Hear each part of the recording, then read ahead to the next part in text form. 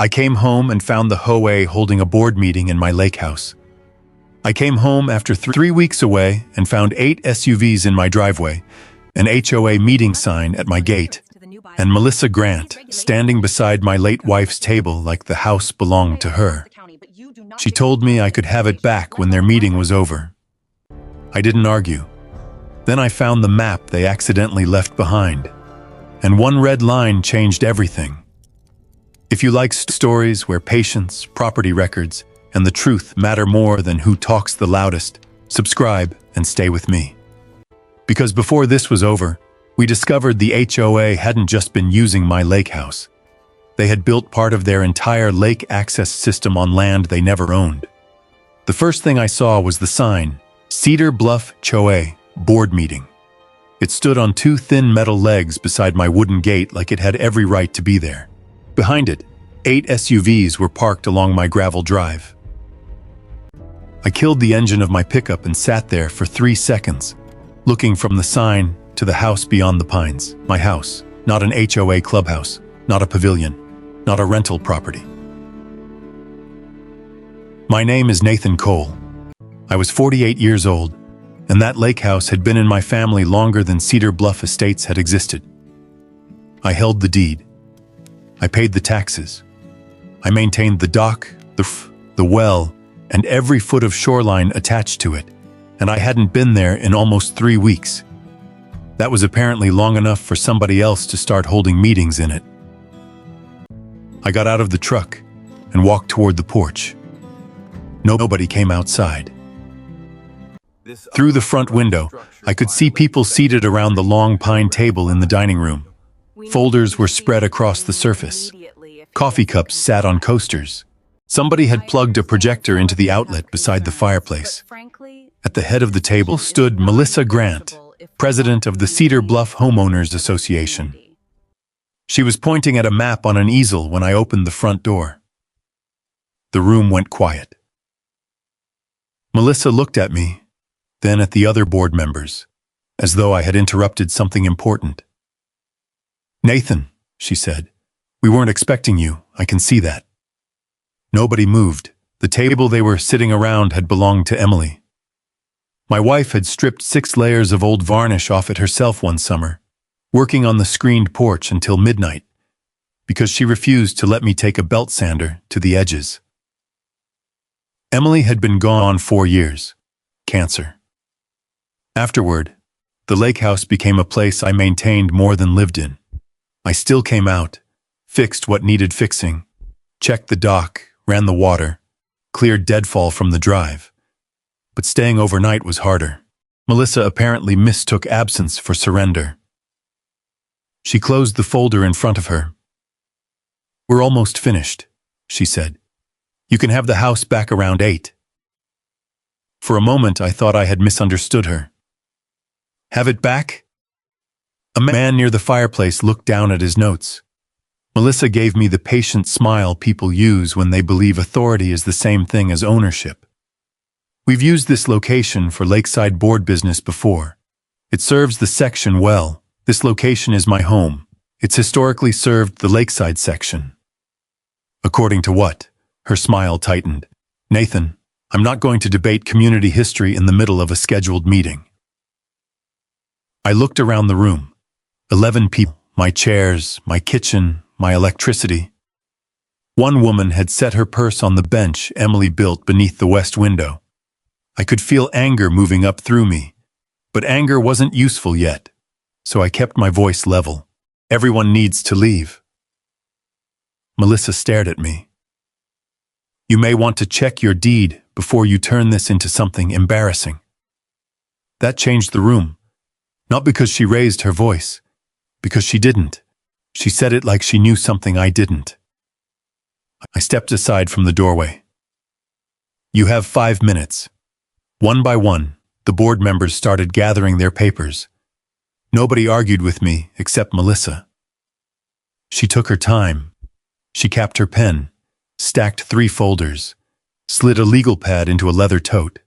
At the door, she stopped beside me. "This place has served Cedar Bluff for years," she said quietly. That doesn't disappear because you've suddenly decided to become territorial. Then she walked past me. Engines started outside. Gravel cracked under tires. Within 10 minutes, the house was quiet again. I locked the door and stood in the dining room. A coffee ring marked one of Emily's coasters. Someone had moved a framed photograph of Rachel from the sideboard to make room for the projector. I put it back. Then I noticed the easel. Melissa had taken most of her documents, but one photocopied map was still clipped beneath the top page. I pulled it free. At first, it looked like a normal subdivision plan. Cedar Bluff estates, roads, lots, drainage, shoreline. Then I found my parcel, where my lake house should have been labeled private residential property. Someone had typed 2 words in bold capital letters.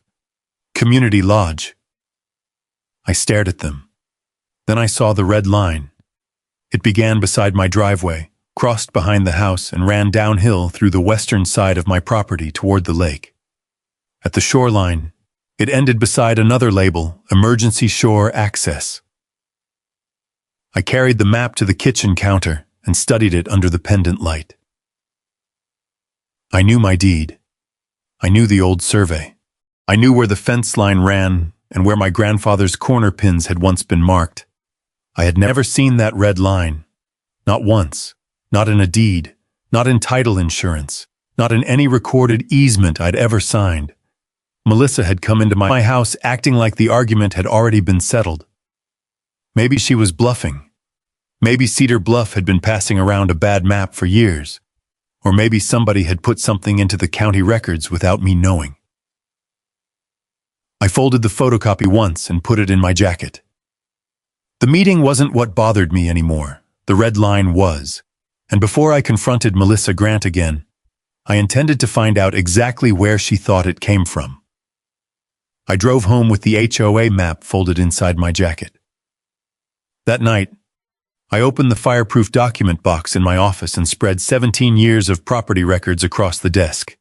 Deed, title policy, tax plats, the survey from when I bought the property.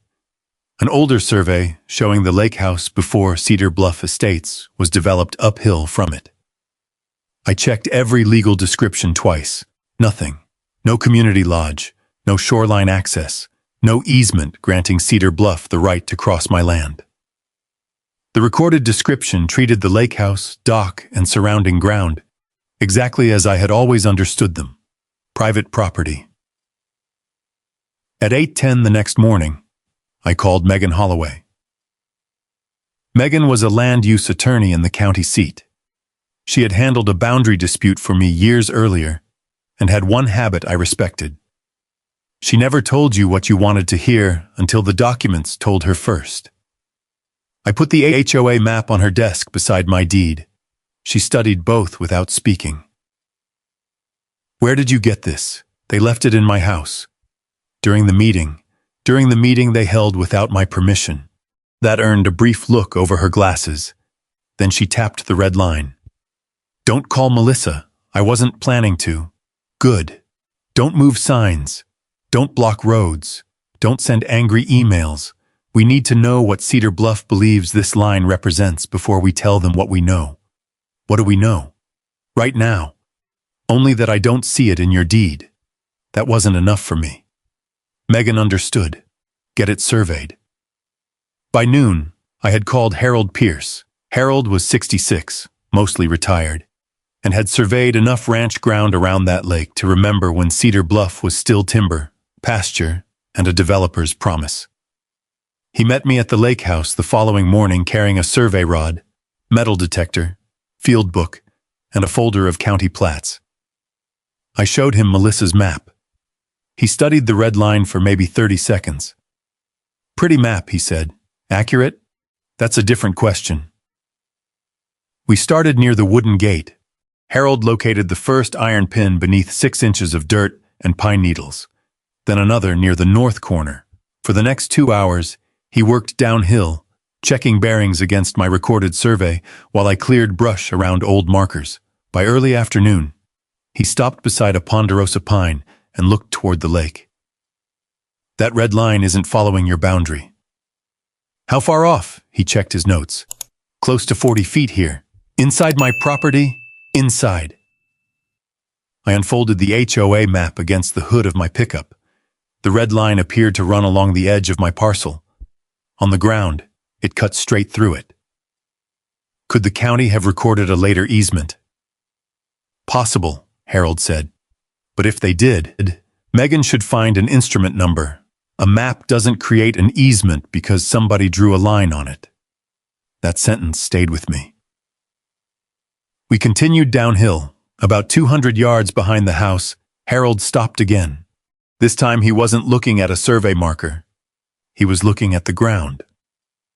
2 shallow tire tracks ran between the sagebrush, old enough that grass had grown through the center, but too defined to be game trails. I crouched beside one maintenance road. Maybe. I've never had one here. Harold followed the tracks with his eyes. They disappeared into a stand of cottonwoods closer to the water. That part of the property had become easy for me to ignore after Emily died. She loved the shoreline. She could spend an entire afternoon down there with a book and a fishing rod and come back claiming she'd accomplished absolutely nothing. After I lost her, I stopped finding reasons to walk that direction. Apparently somebody else had. We followed the tracks another 50 yards, then Harold pointed. Fresh gravel, not much, a handful scattered beneath weeds, but gravel didn't grow beside a Montana lake. Someone had hauled it there.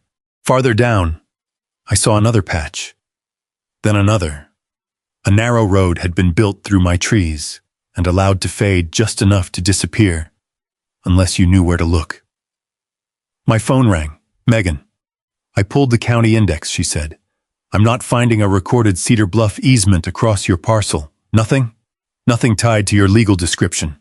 I'm checking older instruments next. I looked down the hidden road. Harold found tire tracks. There was a pause. Document them. I am. Do not confront anyone yet.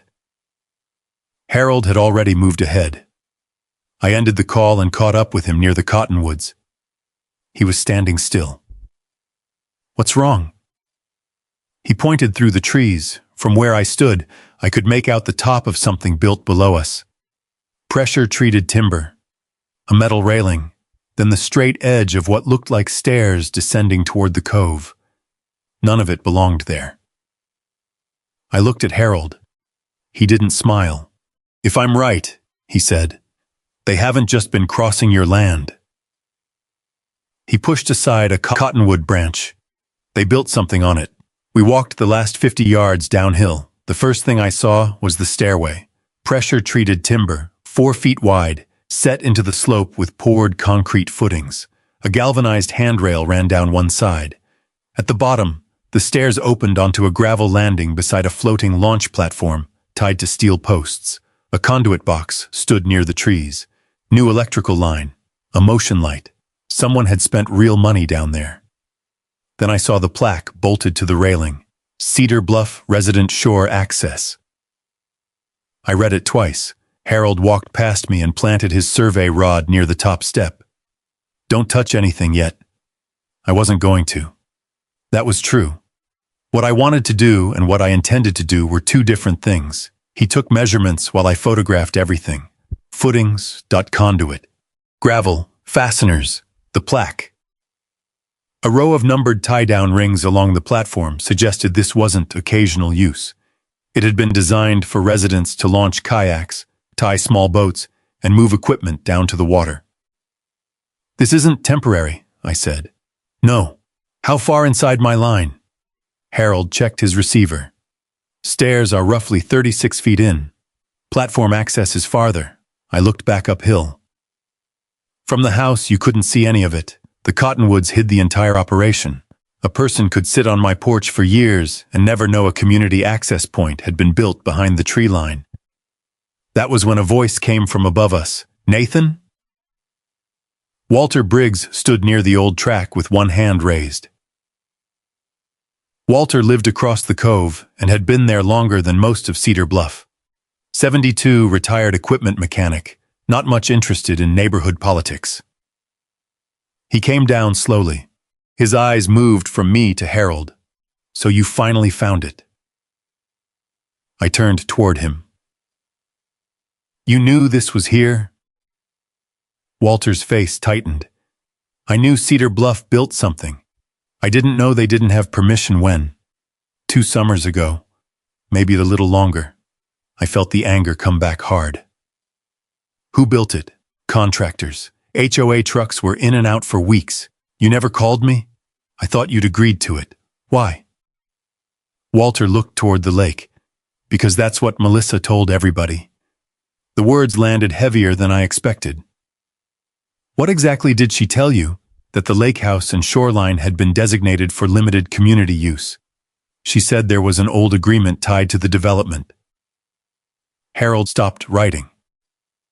Did you ever see that agreement? Walter shook his head. No reason to ask. Most of us figured the board had paperwork. That was how people like Melissa operated, not by proving authority. By making everyone assume somebody else had already checked it. Walter pointed back toward the house. They brought chairs down sometimes. Maintenance supplies. Had board meetings up there. Summer committee things. A few residents used the launch. How often? More in July and August. And you thought I approved all of it? I thought you didn't want to be involved. That hurt because part of it was true. After Emily died, I had kept the property, but stopped participating in anything around it. I checked the roof, paid the taxes, cleared snow, then I left. Melissa had taken grief and turned it into vacant space. Walter seemed to understand what I was thinking. I'm sorry, Nathan. I looked down at this platform. Emily used to fish near that cove because it stayed quiet when the main lake got crowded. Now somebody had installed numbered rings where she used to leave her tackle box. Harold broke the silence.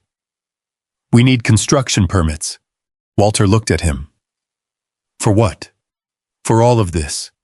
Then Harold pointed toward the electrical box and whoever authorized power service. That shifted something. Until then, what I had was trespass.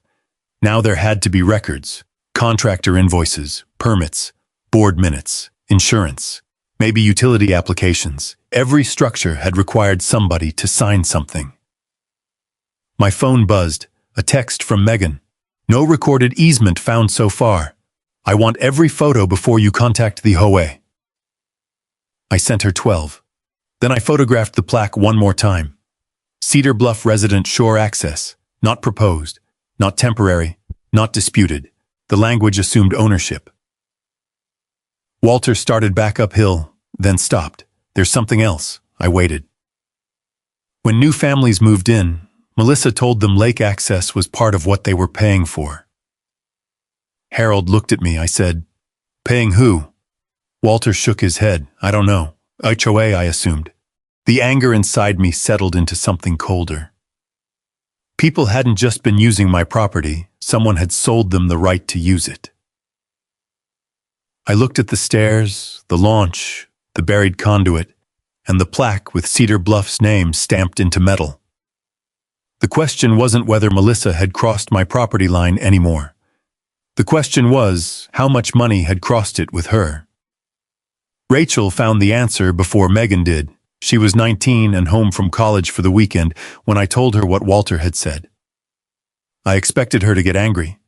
Instead, she opened her laptop. Mom kept old neighborhood stuff, she said. Flyers, welcome packets, lake notices. She saved everything. That sounded exactly like Emily. An hour later, Rachel came into my office holding a scanned PDF she'd found in an old family email folder. Cedar Bluff Estates, New Resident Welcome Guide, page 6, listed annual assessments, road maintenance, snow removal, reserve contribution. Then one line stopped me. Lake access contribution, $325 per year. Below it, includes private shoreline access, resident launch area, seasonal lodge use, and lakeside community programming. Rachel looked at me. Seasonal lodge? My house. She didn't say anything after that. She didn't need to. I forwarded the packet to Megan. By Monday morning, she had sent Cedar Bluff a formal records demand for budgets, assessment schedules, board minutes, vendor invoices, insurance declarations, and any agreement supporting use of my property. Melissa responded faster than I expected, not personally. A management company sent over 3 years of financial statements and a short letter signed by Melissa as HOA president. The financial records showed 74 homes had been billed the lake access contribution, 74 times $325 every year. Megan circled the number on a printout. That's $24,050 annually, based on my property, based on what they're representing as a community amenity. She kept turning pages. There were expenses for gravel, dock hardware, electrical work, stair repairs, seasonal cleaning, even a line item for lodge furnishings, my dining room chairs, my shoreline, my power, all categorized like HOA assets. But there was no lease payment to me, no license fee, no easement acquisition, no compensation at all. Then Megan slid Melissa's letter across the desk. The language was polished. Cedar Bluff Estates has exercised historic community access to the lakeside facilities through continuous use, maintenance, and reliance. Such use predates current disputes and forms part of the community's established amenity structure. I read it twice, so that's her position. That's what she wants us to believe. Can continuous use create rights? Sometimes. Under very specific conditions. That was the first answer Megan gave me that I didn't like. She saw it on my face. Don't panic. Use alone doesn't magically create ownership. We need duration, nature of use, notice, and whether the use was actually adverse or permissive. And right now, I don't see a recorded easement. But she's going to claim history, then we prove the history. Harold did. He spent 2 days pulling county aerial imagery, old assessor photos, and archived development files. The first image was taken a year before Cedar Bluff was built. No road through my parcel, no stairs, no launch, no parking area. The second was from 3 years after the HOA formed. Still nothing. The first visible access road appeared later. The launch came after that. Harold laid the photos across Megan's conference table in chronological order. Melissa's historic access had a beginning, and it wasn't old. It was recent. It started after Nathan Cole already owned the land. That mattered. For the first time since I walked into my own house and found the HOA around Emily's table, I felt the balance shift. Not enough to relax, enough to move. Megan drafted a cease and desist. It demanded Cedar Bluff stop advertising my lakehouse and shoreline as common amenities, stop collecting fees tied to my property, stop entering the parcel without permission, and produce any recorded instrument supporting their claim within 10 days. I signed it. Certified mail went out that afternoon. Melissa received it the next morning. 2 days later, I drove to the Lakehouse. 3 concrete parking blocks sat across the gravel route leading down to my own shoreline. A red and white sign had been bolted between them. HOA access, owner interference prohibited. I stopped the pickup 20 feet away. For a few seconds, all I heard was the engine idling. Then I shut it off. Melissa hadn't answered my demand with a deed. She hadn't produced an easement. She had answered it by blocking me from my own land. I took out my phone and called Megan. What did she do? She put concrete across the road. On your parcel, looks that way, and a sign. What does it say? I read it to her. Megan was quiet for a moment. Then she said, "Don't touch the blocks." I looked at the chain in the back of my pickup. Every instinct I had told me I could move them in under 5 minutes. Megan, leave them exactly where they are. Why? Because right now, they're evidence. I stared at the warning sign. Evidence of what? That Melissa thinks she has the right to control your land. 2 days later, she proved it in writing. The email arrived at 6:42 Tuesday morning. Melissa copied Megan, the entire Cedar Bluff board, and the management company. Mr. Cole's recent attempts to obstruct established shoreline access represent interference with property historically controlled and maintained by Cedar Bluff Estates. The HOA has controlled that shoreline since before Mr. Cole acquired the property and will take all necessary steps to preserve resident access. I read the sentence 3 times, not because it confused me, because I knew it was wrong. I had acquired the property 17 years earlier. Cedar Bluff hadn't even looked like a subdivision then. The hillside above my lake house was still broken ranch ground and timber. I forwarded the email to Megan. She called less than a minute later. Don't respond. I wasn't going to. And don't move those blocks. They're still sitting there. Good. There was something different in her voice. Almost satisfaction. She just put her entire theory in writing, Nathan. Her theory is false. That's why I want it preserved. That afternoon, I drove back to the lake house. The concrete blocks hadn't moved. Neither had the sign, HOA access, owner interference prohibited. I parked beside them and photographed the placement from every angle. Then I measured the distance from the nearest survey marker Harold had flagged. The blocks were inside the line he had preliminarily identified. My line. I could have hooked a chain around them and dragged them into the ditch. I had a pickup heavy enough to do it. Instead, I left them exactly where Melissa had ordered them placed.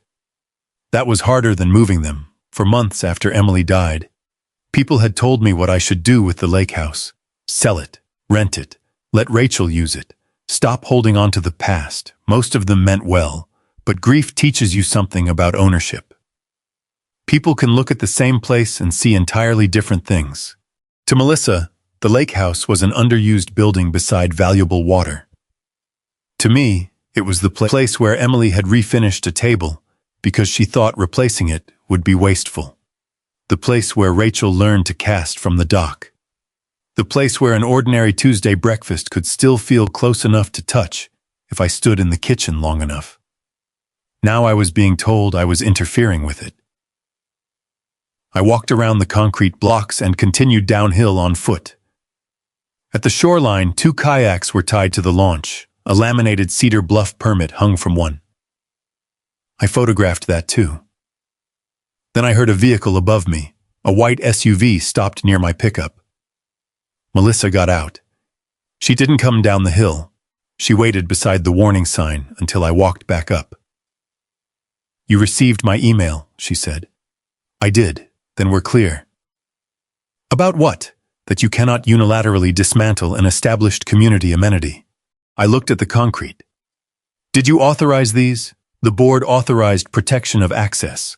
On whose property? Her expression changed slightly. Not much. Enough. Cedar Bluff has controlled this corridor for years. That's not what I asked. Nathan, this obsession with technical ownership isn't helping anybody. Technical ownership.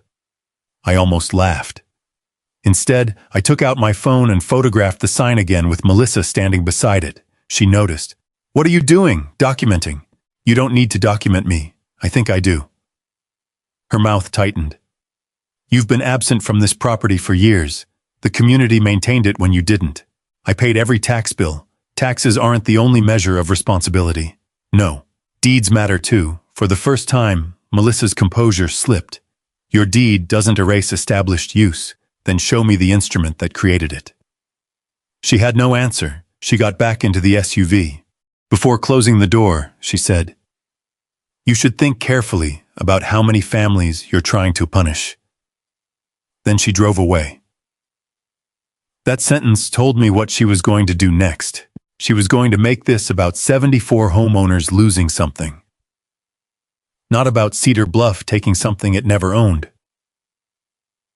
That evening, Megan and Harold came to my office. Melissa's email lay printed between us. Harold placed an old county index sheet beside it. I found the developer files, he said. Anything useful, maybe?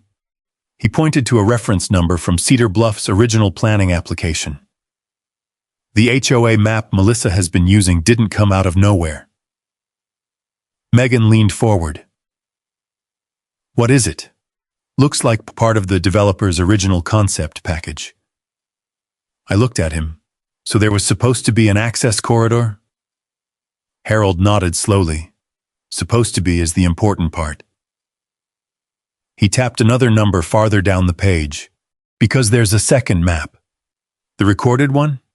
I think so. What's different? Harold closed the folder. I haven't seen the full sheet yet. County Archives has the original. He stood. I'm going there when they open. The next morning, Harold called me before 9. He didn't say hello.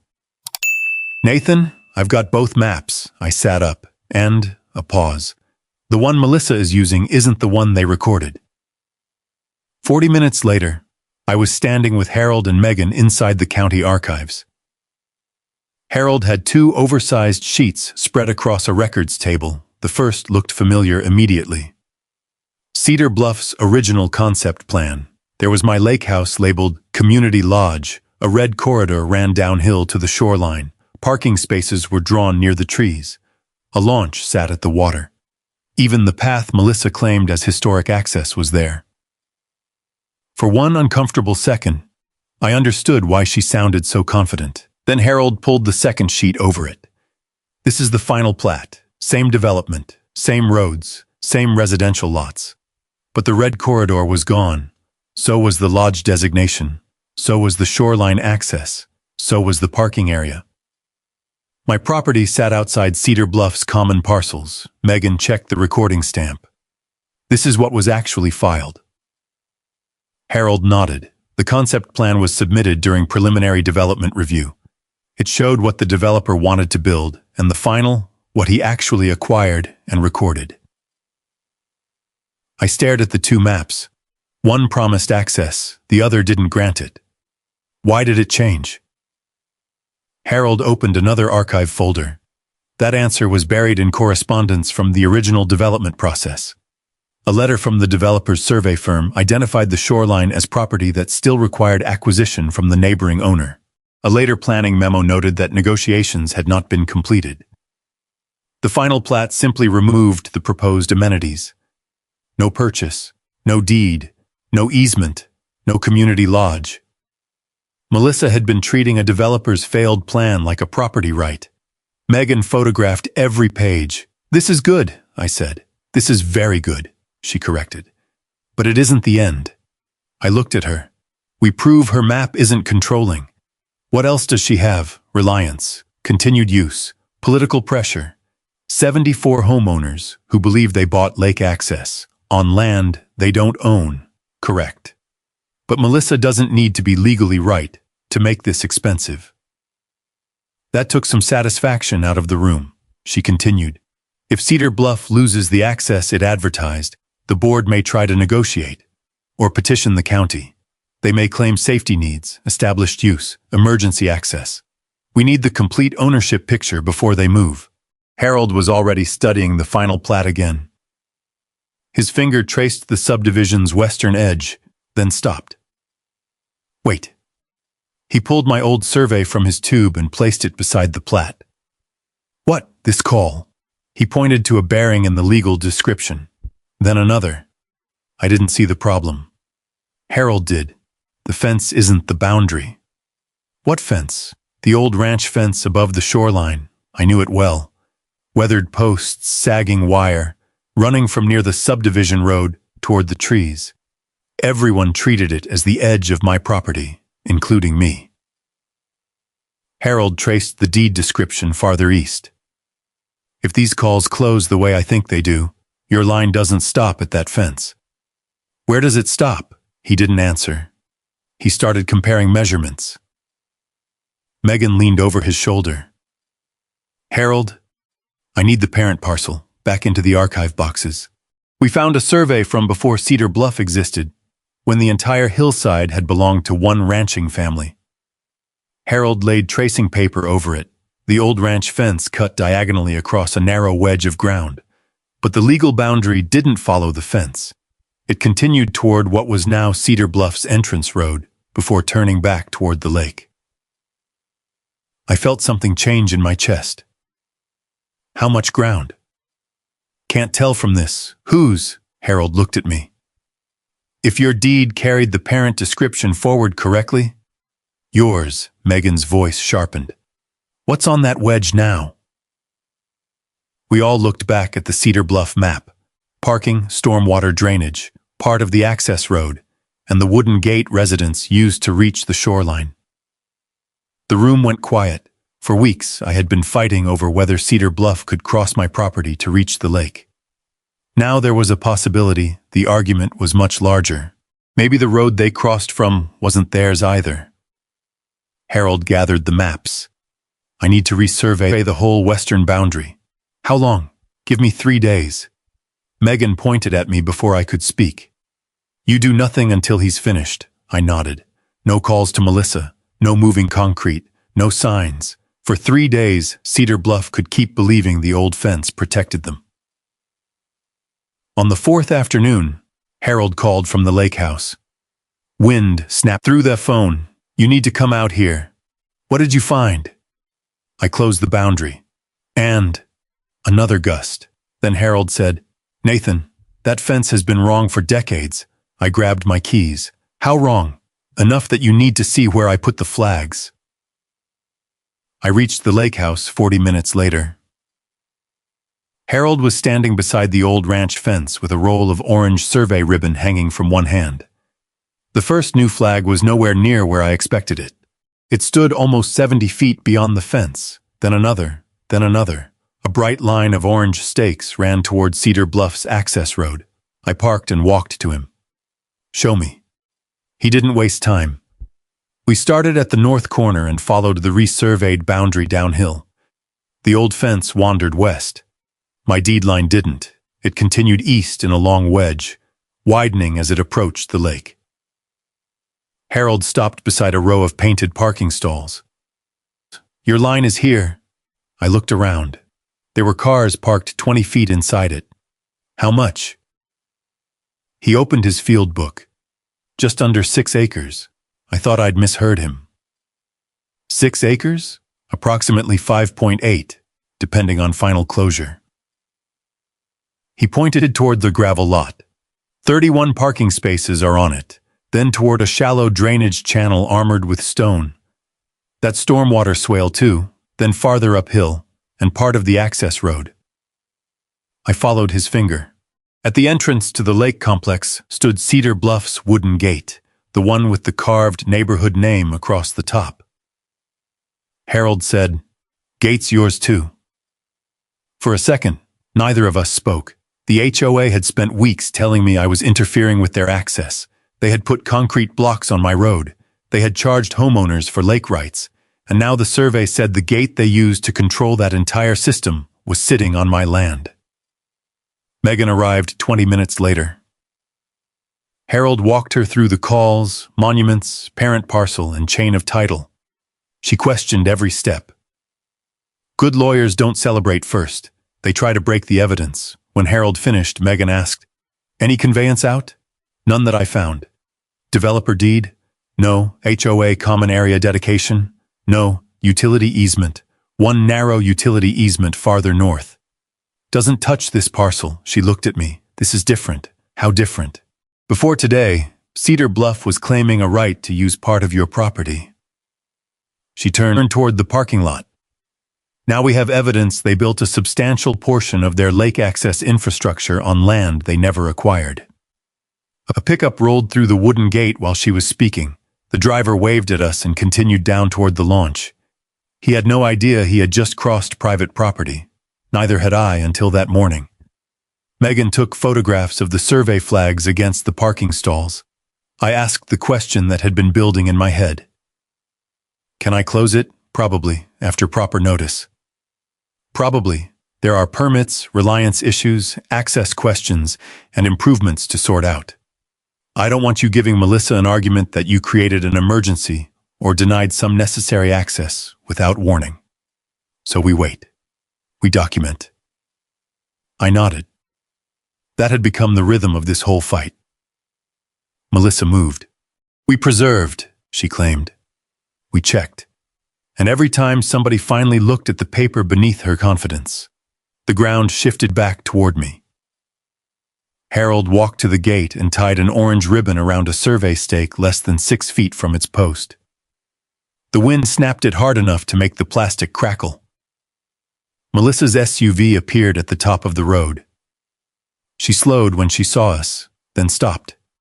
She got out and looked at the flags. What is this? Harold answered before I could. Boundary survey. Melissa's eyes moved from one stake to the next. You can't survey HOA common property without board authorization. Megan almost smiled.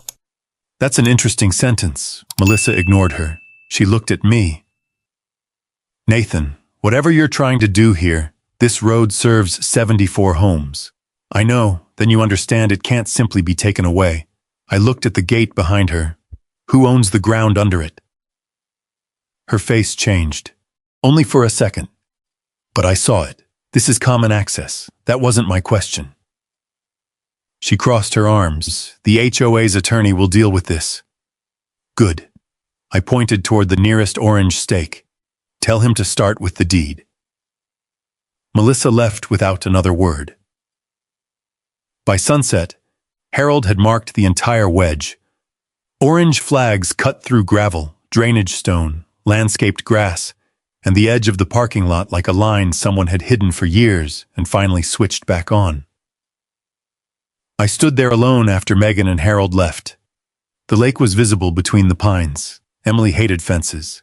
She always said people should know where they stood without needing barbed wire to explain it. I looked at the survey stakes. For the first time, I understood exactly where I stood. I could force Cedar Bluff to remove the parking, the gate, part of the road, maybe more. But I wasn't going to rush. Melissa had spent years acting like every unanswered claim became true if she repeated it long enough. Now she had a choice. She could look at the survey and negotiate, or she could put her claim in front of somebody who had the authority to reject it. The next morning, Megan called before 8. Melissa made her choice. What did she do? Filed an emergency petition with the county. For what? To preserve historic community shoreline access before you can close it. I looked through the window toward the lake. How fast can they hear it? Fast enough that we need to get ready. The fight had just moved off my property and into a public room. And this time, Melissa was going to have to explain her map on the record. The hearing was scheduled for the following Thursday at the county administration building. By 6:45, the room was already half full. Cedar Bluff had turned out more than 40 homeowners. Some wore HOA name tags. Others carried printed copies of Melissa's petition. A few looked at me like I had personally threatened to drain the lake. Melissa sat in the front row beside an attorney I didn't recognize. Daniel Grant stood near the side wall talking quietly with 2 members of the Shoreline Advisory Board. That bothered Megan more than it bothered me. He's not supposed to be lobbying this hearing, she said. Can he vote? Not here. Then let him talk. Rachel sat behind us. She had brought Emily's old jacket for me that morning. Dark brown canvas, worn soft at the elbows. You always wore this when Mom made you come to school meetings, she had said. So I wore it, not for luck, for perspective. The hearing began. Melissa was the first public speaker. She walked to the podium carrying the same concept map I had found in my Lakehouse, only this time it was mounted on foam board. She spoke calmly. That was always when she was most dangerous. Cedar Bluff Estates has relied on this shoreline access for years, she said. Residents purchased homes with the understanding that these facilities were part of the community amenity system. Several people nodded, she continued. The association has maintained the access road, launch, parking area, and lodge at significant expense. Mr. Cole's sudden attempt to disrupt that established use creates safety concerns and threatens access residents have depended on in good faith. Sudden. That word almost got me, as if I had appeared out of nowhere and discovered 74 families using something that belonged to them. Not the other way around. Melissa pointed at the map. This plan reflects the intended community configuration from Cedar Bluff's development. A man 2 rows ahead of me whispered, "There it is," like the case was over. Melissa then did something smart. She stopped talking about ownership. She talked about families, older residents carrying kayaks, children using the launch, emergency access, home values, money people had paid expecting lake rights. She made me sound like a grieving man who had changed his mind and decided everyone else should suffer for it. A woman near the aisle stood during public comment. We've paid for that access for 11 years. Another man said, "Nobody ever told us it was private." I believed them. That was the worst part. Most of these people weren't stealing from me. They had bought a story Melissa sold them, but sympathy didn't change title. Daniel spoke next. He introduced himself carefully, not as Melissa's husband, but as a longtime Cedar Bluff resident with experience in shoreline planning. Megan wrote something on her legal pad. He argued that removing the access corridor could create congestion at the public launch farther east. Then he mentioned historic reliance 3 times. When he sat down, 2 people applauded. The chairman called Megan. She walked to the podium carrying one thin folder. No foam board, no speech, no outrage. "Ms. Grant," she said, "I'd like to clarify one point from your presentation." Melissa looked toward the chairman. Her attorney shifted. Megan held up the Cedar Bluff map. "This is the plan you rely on to support the association's claim?" "Among other evidence, yes. And you testified that it reflects Cedar Bluff's development, correct?" Megan nodded. "Is that the recorded plat?" The room changed. Not dramatically, just enough. Melissa looked at her attorney. He leaned toward her and whispered something. Megan waited. The chairman looked over his glasses. "Mrs. Grant?" Melissa straightened. "It is the development map used by the association." "That wasn't the question," Megan said. Her voice stayed level. "Is it the final recorded plat?" Melissa's attorney stood. "We may need to distinguish between planning documents and recorded on instruments." The chairman raised a hand. "We'll get there." He looked back at Melissa. "Do you know whether the document you presented is the recorded plat?" For the first time since this started, Melissa didn't answer immediately. I could hear someone shifting in a folding chair behind me. Rachel's hand touched my shoulder once, then dropped away. Melissa finally said, "It was provided to the association as part of Cedar Bluff's governing development records." Megan closed the folder in front of her. "That's still not yes." Melissa's face went tight. "No, I don't personally know the recording status. There it was, not a victory, not yet, but a crack." The chairman turned to Megan. "Do you have the recorded plat?" Megan looked back at Harold. He stood and lifted a document tube from beside his chair. "Yes, sir," she said. "We do." Melissa's attorney stopped whispering. Daniel stopped talking to the people along the wall, and 40 homeowners who had walked into that room, believing the map was.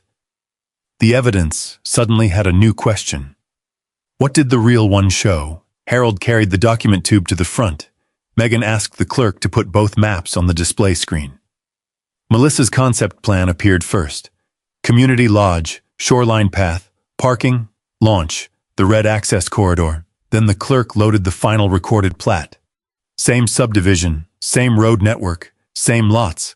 But the shoreline corridor was gone, the lodge was gone, the parking was gone, the launch was gone. The room went silent.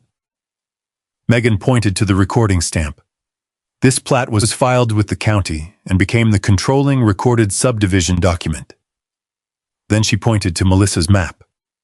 This one was not. Melissa's attorney stood. Preliminary plans can still establish development intent. Megan turned toward him.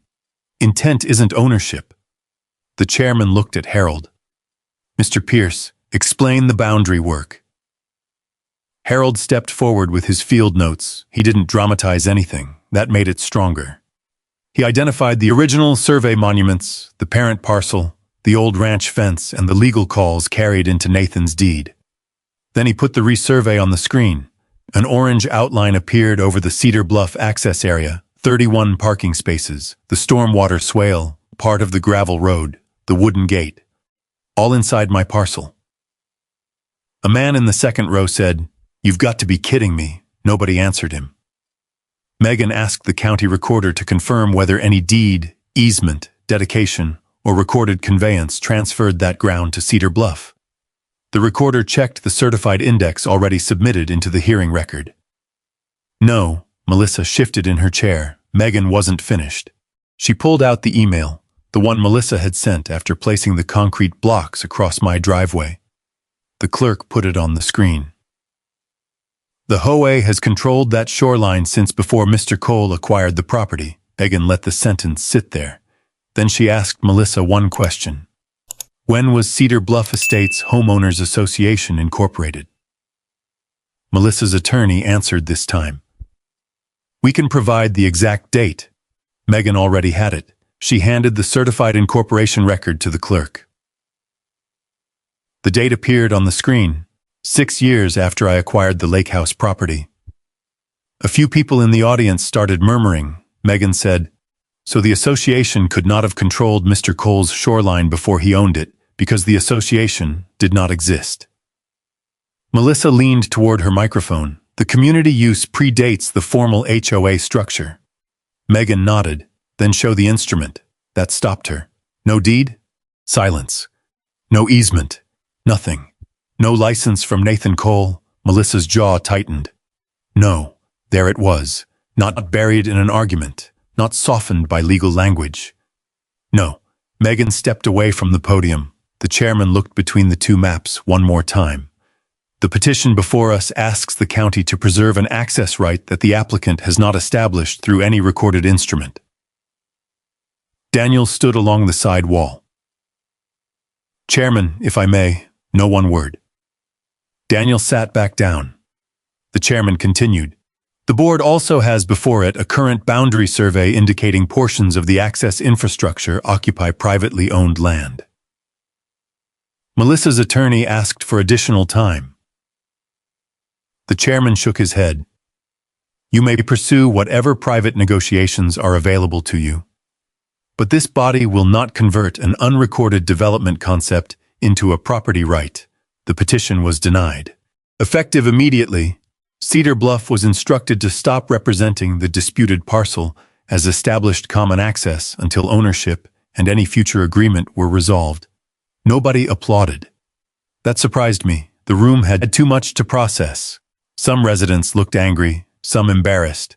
A few looked directly at Melissa for the first time instead of at me. Rachel squeezed my arm. Harold rolled up the survey. Megan closed her folder. That was the moment the fight changed. For weeks, Melissa had made me defend the idea that I owned my own land.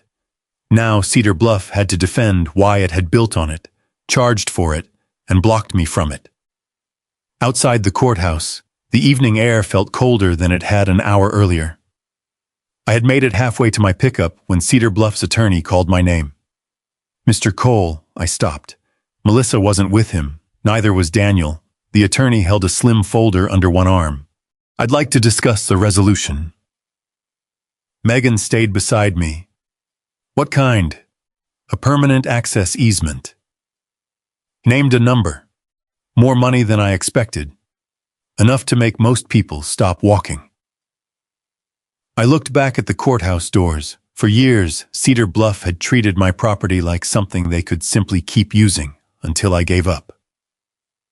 Now that the paper had failed them, they wanted to buy what they had spent years pretending they already owned. The attorney said, "This could end tonight."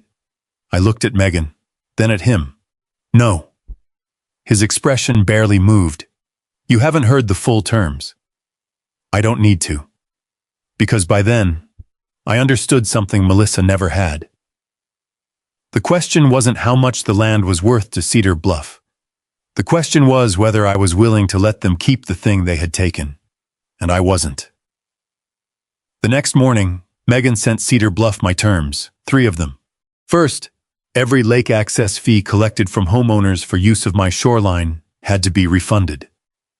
Second, Cedar Bluff had to record a formal acknowledgement that the Lakehouse, shoreline, and 6-acre access parcel were private property with no implied community right attached to them. Third, the gate, parking area, launch, and any other improvements serving the HOA had to be moved onto land Cedar Bluff actually owned. Their attorney called before lunch. That's not a settlement, he said. Megan put him on speaker. It is if your client wants to avoid an ejectment action, restoration claims, and a separate accounting for years of unauthorized use. Silence. Then he asked for 48 hours. They needed less. By the following evening, Cedar Bluff scheduled an emergency board meeting. Not at my house, at the county library. I didn't attend. I didn't need to. Walter called me afterward. Melissa lost the room. What happened? People finally started asking where the money went and why nobody checked the plat. The board's own attorney had apparently explained what continued resistance could cost: removing 31 parking spaces, rebuilding drainage, relocating the gate, moving launch access, restoring disturbed ground, litigation, engineering, permitting, 6 figures if they fought badly enough. Then somebody asked Melissa why she had represented an unrecorded concept map as though it were controlling property law. She blamed the developer, then prior boards, then management. By the time the vote came, none of it mattered. 7 members voted to remove her as president. 2 abstained. Melissa voted against. That part made me smile. Daniel's problem lasted longer. Megan had filed an ethics complaint over his involvement with the Shoreline Advisory Board, while his wife's HOA was pursuing the county petition. The county review found he had participated in communications he should have disclosed and stepped away from. He resigned his advisory position before the final report was issued. No arrest. No dramatic courthouse scene. Just 2 people losing authority because the record finally caught up with them. That felt cleaner. Cedar Bluff accepted my terms the following week. The refunds went out first. Some families received years of lake access payments back. A few sent me letters. One apologized. Another said they genuinely believed the shoreline belonged to the HOA. I believed them. Melissa had built her power on people not checking. That didn't make all of them dishonest.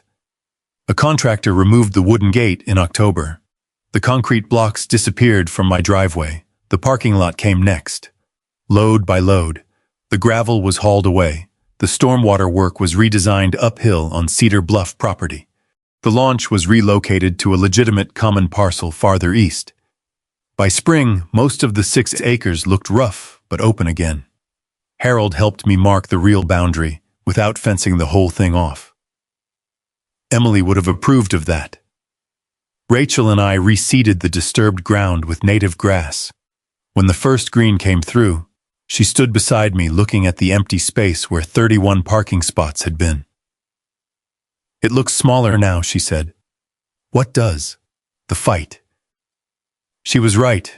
Once the signs were gone and the gravel was gone, it was just land again. That was all I had wanted. A few weeks later, I started cleaning out the Lakehouse. Cedar Bluff had left behind an old bulletin board mounted near the dining room doorway. 4 screws, nothing special. I removed it. Behind it, on the wood trim, were 3 pencil marks.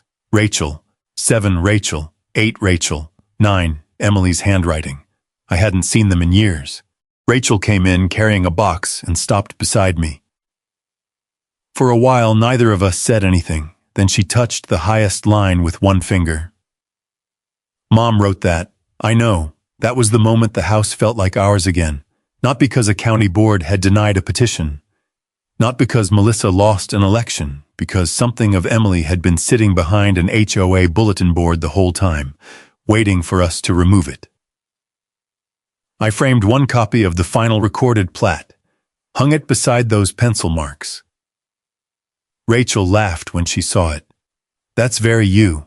What's that supposed to mean? Mom would have hung a picture. Your mother would have made fun of me first. Then she smiled. Yeah. Cedar Bluff eventually asked whether residents could hold one annual memorial picnic near the dock. I said yes, written permission. One day each summer, no implied right, no permanent access. Megan drafted the license in 2 pages. Some people thought that was generous after everything that happened. I didn't see it that way. Melissa's mistake had been believing generosity and ownership were the same thing. They aren't. You can let someone cross your land. You can let neighbors gather by the water. You can even forgive people who believed a lie. But permission has to come from the person who has the right to give it. That summer, I sat on the dock while Rachel carried lemonade down to a handful of families from Cedar Bluff. No signs, no board packets, no one calling my home a lodge, just water against timber. And people who finally knew where the line was. Some people think land belongs to whoever talks the loudest. It doesn't. The line stays where the truth put it. And maybe that's the lesson Nathan learned the hard way. When something matters, your home, your land, your family's memories, you don't always protect it by raising your voice. Sometimes you protect it by slowing down, keeping root core, asking the right question, and refusing to let somebody else's confidence become a substitute for the truth. Nathan could have moved those countries block the day when they appeared. Instead, he left them there and documented them. He could have argued with Melissa every time she made another claim. Instead, he let the deed, the survey master, the record blast, and her own written words speak when it mattered. And in the end, what mattered most wasn't that somebody lost a title or position. It was the Lakehouse become a family home again. Rachel found her mother's pencil marks, the detached brow began growing back, and Nathan could still choose to welcome his neighbor to the water only now. That kindness was his to give. That's kind of trends worth remembering. If you believe Nathan handled it the right way, type yes in the comments. And if you ever had to camply stand your ground over your home, property, or something your family worked hard to reverse, you're welcome to share that story too. And if story about ordinary American protecting what matter through patience, evidence, and quiet determinations are your kind of story. Subscribe and stay with us. There are more HOA, range, lake, and plan story ahead.